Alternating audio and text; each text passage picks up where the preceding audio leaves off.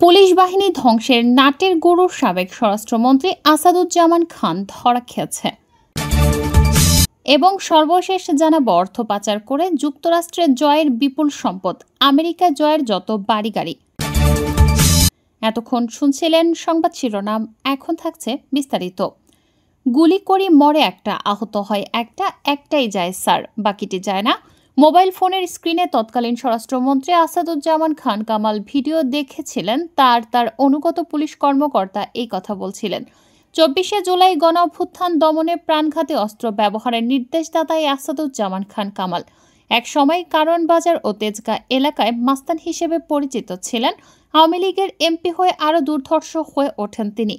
2014 সালের 12 জানুয়ারি তাকে স্বরাষ্ট্র প্রতিমন্ত্রীর দায়িত্ব দেওয়া হয়। দায়িত্ব নিয়েই রাজারবাগে পুলিশের স্মৃতিস্তম্ভে ফুল দিয়ে সাংবাদিকদের এক প্রশ্নের জবাবে তিনি বলেছিলেন, বিরোধী দলকে তিনি দেখে নেবেন, কোনো ছাড় দেয়া হবে না। তিনি তার কথা রেখেছেন।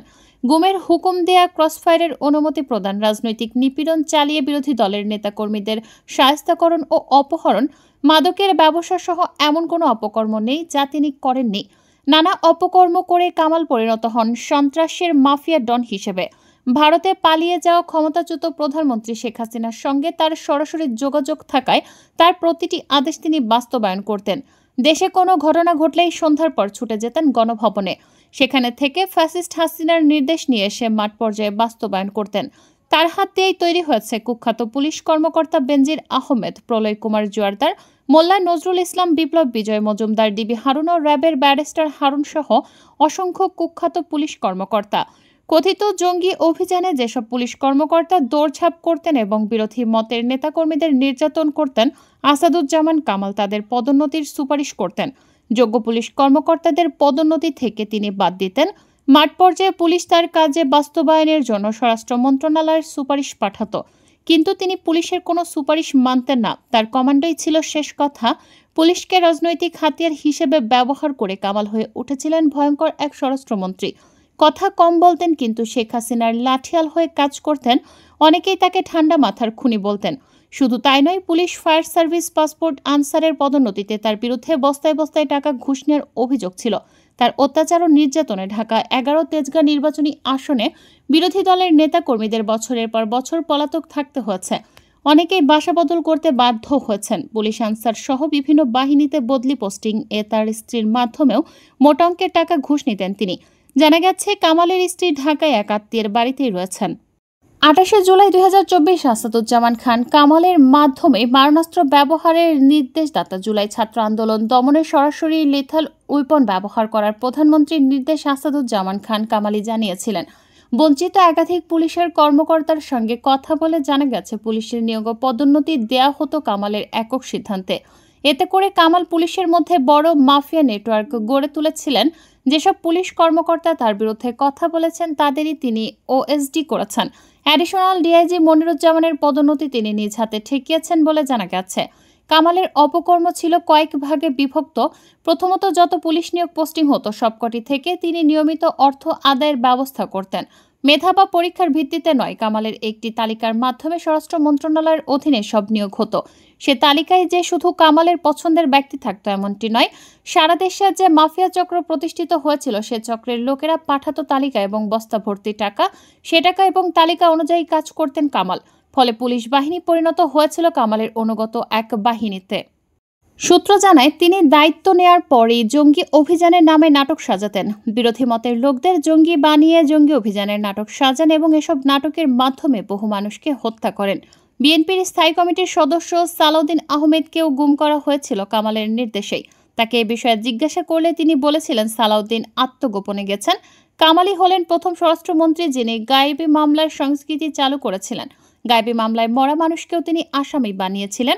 সূত্র জানায়, কামালের আরেকটি বড় অপকর্ম হলো তিনি ছাত্রলীগ যুবলীগকে অকাতরে অস্ত্রের লাইসেন্স দিয়েছেন। কামালের 10 বছরের মন্ত্রিত্বের সময় প্রায় 32,000 অস্ত্রের লাইসেন্স দেওয়া হয়। সবই দেওয়া হচ্ছিল আওয়ামী লীগ, যুবলীগ, ছাত্রলীগের ক্যাডারদের। বিরোধী দলের আন্দোলন দমনের জন্য এসব অস্ত্র ব্যবহার করা হয়েছিল। তিনি গড়ে তুলেছিলেন হেলমেট বাহিনী। এই হেলমেট বাহিনী বিরোধী দল ও মতের ওপর চড়াও হতো। এভাবেই একটি প্যারালাল সন্ত্রাসী বাহিনী তৈরি করেছিলেন কামাল। পুলিশের বদলিতে কামাল নিজেই একটি বড় সিন্ডিকেট তৈরি করেছিলেন। কথিত 4 সংস্কার রিপোর্টের নামে তিনি সেটি গণভবনে নিয়ে আসতেন। সেই রিপোর্ট তিনি নিজেই করাতেন। সেই রিপোর্টের ভিত্তিতে তিনি নিয়োগ করে হাতিয়ে নিতেন কারি কারি টাকা। এই নিয়োগ বাণিজ্যে ছিলেন প্রলয় কুমার জোয়ারদার ও মোল্লা নজরুল ইসলাম এবং তার ছেলে জ্যোতি।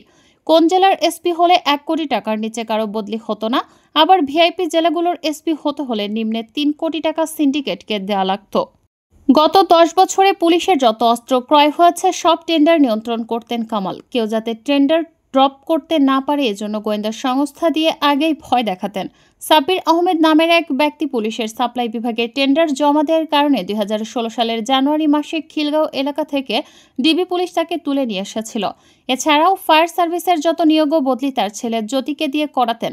প্রত্যেক রাতে ধানমন্ডির বাসায় মিটিং করতেন। ধানমন্ডির 5 নম্বর রোডের 20 নম্বর বাড়ি ছিল কামালের ষড়যন্ত্রের রাখা। সচিবালয়ে কম থাকতেন। সন্ধ্যার পর তার বাড়ির সামনে পুলিশের গাড়ির লাইন লেগে যেত।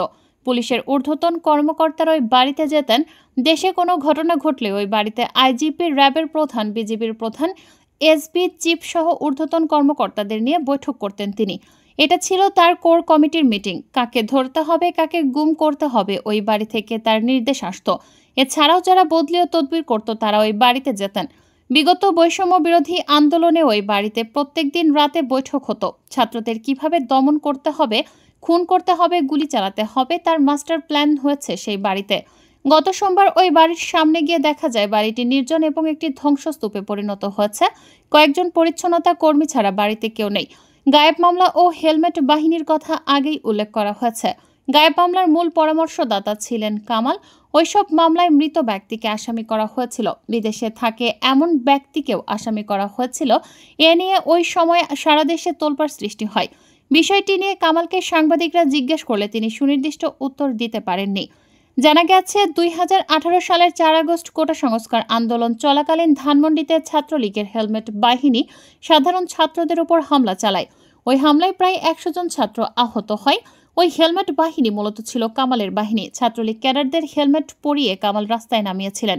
হেলমেট বাহিনীর হামলায় শুধু সাধারণ ছাত্র নয়, সাংবাদিকরাও আহত হয়েছিলেন। ওই ঘটনার এখনও বিচার হয়নি।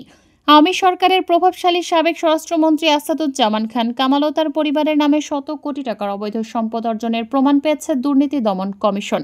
পাশাপাশি সংস্থাটির অনুসন্ধানে আরও 200 কোটির বেশি মানি লন্ডারিং সংক্রান্ত অপরাধের প্রমাণ পেয়েছে সংস্থাটির অনুসন্ধান টিম।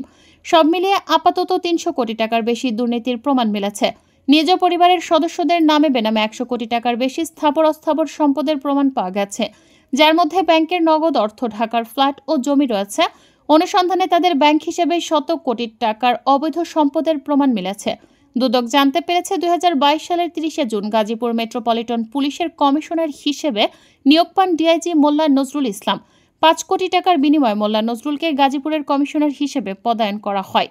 সূত্র জানায়, ফায়ার সার্ভিস এবং সিভিল ডিফেন্সে কোনো সার্কুলার হলেই মন্ত্রীর দপ্তর থেকে একটি তালিকা পাঠানো হতো। সে মোতাবেক তাদের নিয়োগ দেওয়া হতো। 2023 সালের 2 সেপ্টেম্বর 535 জনকে নিয়োগ দেওয়া হয় ফায়ার সার্ভিস ও সিভিল ডিফেন্স অধিদপ্তরে। এর মধ্যে ছিলেন 336 জন পুরুষ ফায়ার ফাইটার, 15 জন নারী ফায়ার ফাইটার ও 84 জন গাড়ি চালক।